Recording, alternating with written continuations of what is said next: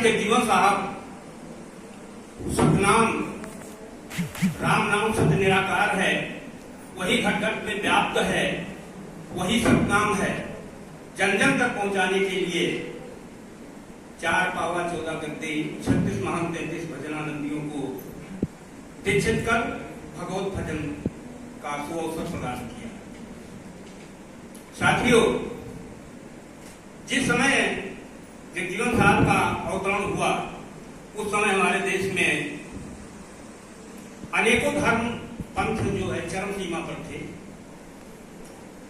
उस समय सनातन धर्म अपनी चरम सीमा पर था, बौद्ध धर्म पूरी एशिया में फैल चुका था, किंतु बौद्ध भिक्ष जो है केवल मठों तक सीमित हो गए। महिलाओं का प्रवेश होने के नाते और तर्क साधना के नाते भिक्षुओं में उसमें शिथिलता आ गई। जैन धर्म केवल एक जात तक सीमित होकर के रह गया और उसकी कट्टरता के नाते सभी लोग उसे नहीं स्वीकार कर सके। यहाँ तक कि नानक पंथ जो सिख धर्म के अनुसार एक जात होकर के रह गया और एक सीमा तक सीमित हो गया। उस समय नाना प्रकार के पंथ जो है अपने को सर्वश्रेष्ठ घोषित करते हुए यही कहते थे कि हमारा पंथ सबसे अच्छा है, हमारे सबसे अच्छे साधना पद्धत है, पूजा पद्धत है, सहज है, एक दूसरे की निंदा करते थे। साथियों, ऐसे समय में जगजीवन साहब के मन में ये विचार आया कि क्या कोई ऐसा भी पंथ संप्रदाय या धर्म हो सकता है जिसमें ऊंच नीच, जात पात, गरीब और छोटे बड़े का कोई भेदभाव ना हो और जो गृहस्थ जीवन में रहते हुए भी प्रभु का सुमिरन भजन ध्यान कर सके। और उस समय एक ही विडंबना थी कि कुछ पंथ लोग गृहस्थ जीवन को त्याग करके हिमालय की कंदराओं में जाकर के साधना के लिए उपदेशित कर रहे थे। कोई पंथ कंचन कामनी में लिप्त था तो कोई पंथ जो है संसार से विरक्त होकर के साधना का संदेश दे रहा था। ऊंच नीच, छुआछूत, जात पात का बंधन इतना प्रबल हो गया था। उसी समय औरंगजेब का शासन था। हिंदू धर्म को समाप्त करने के लिए, इस्लाम स्वीकार करने के लिए तरह तरह की यातनाएं दी जाती थी। ऐसे समय में जगजीवन साहब का अवतरण हुआ। समर्थ साईं जगजीवन साहब के मन में यह विचार आया कि कोई ऐसा रास्ता जरूर निकाला जाए। सबसे पहले उन्होंने सभी धर्मों का, पंथों का, संप्रदाय का उन्होंने गहनता से अध्ययन किया और उसके बाद ये विचार किया कि कोई ऐसा रास्ता निकाला जाए जिसमें ऊंच नीच का भेदभाव ना हो, जात पात का भेदभाव ना हो, छोटे बड़े का भेदभाव ना हो और धर्म का भेदभाव ना हो। इसीलिए उन्होंने सबसे पहले समाज में अपने को आदर्श के रूप में प्रस्तुत किया और स्वयं उस आचार संहिता को सबसे पहले अपने ऊपर लागू किया। और यही कारण है कि जब उन्होंने सतनाम संप्रदाय का संगठन किया तो उसमें सबसे पहले 4 पावा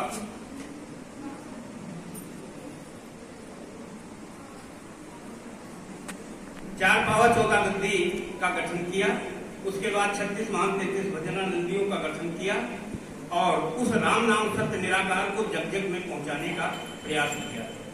साथियों, इसलिए प्यारे दास दुनिया मुसलमान को 14 गद्दी में स्थान मिला, कायमदास पठान को स्थान मिला, प्यारे दास दुनिया को स्थान मिला और मनसा दास रैदास को स्थान मिला।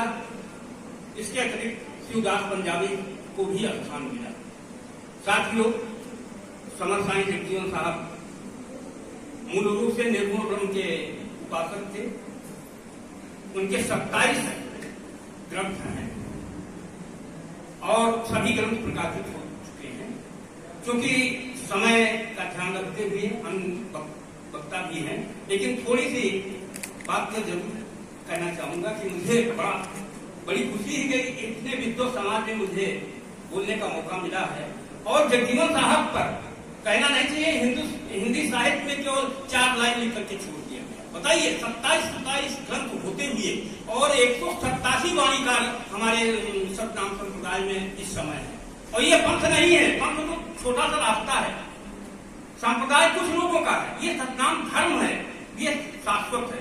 तो सबसे पहले जगजीवन साहब ने अद्वैतवाद की बात, उन्होंने हिंदू मुसलमान में कोई भेद नहीं माना, इसलिए मुसलमान को भी 14 गद्दी में स्थान मिला। इसके अतिरिक्त जो है उन्होंने कहा अल्लाह अलग एक है, दूजा नहीं कोई, जगजीवन दास जो दूजा जानी है दो छक्के।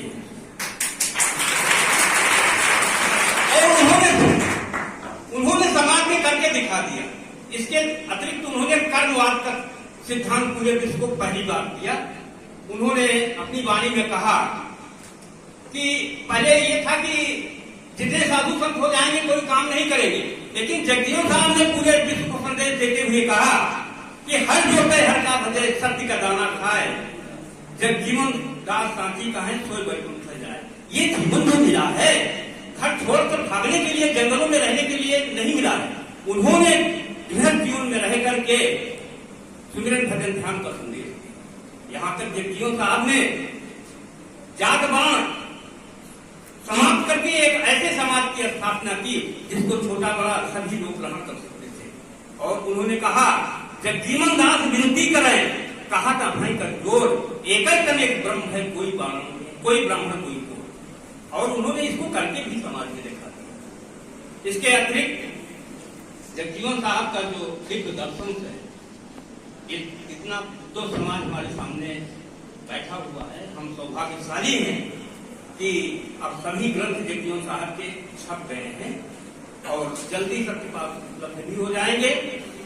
समय को ध्यान में रखते हुए मैं यही चाहूंगा कि साधना पर दो बात कहने के बाद मैं अपनी वाणी को स्वीकार करूंगा।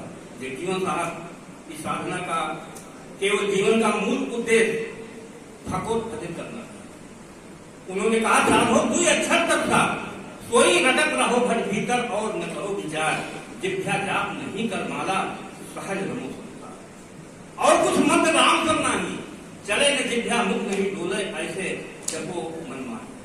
साथियों, समर्थ साईं जगजीवन साहब की दिव्य वाणी पर आज चिंतन मनन बहुत विचारणीय है। आज देश में आतंकवाद, क्षेत्रीयवाद, भ्रष्टाचार बड़ी तेजी से पनप रहा है। ऐसे समय में समर्थ साईं जगजीवन साहब के जीवन दर्शन, सिद्धांत और लोक हितकारी उपदेश बहुत प्रासंगिक हैं। आज के भ्रमित जनमानस को समर्थ साईं जगजीवन साहब के संदेश और उपदेश निश्चित ही नई दिशा देते रहेंगे। साहब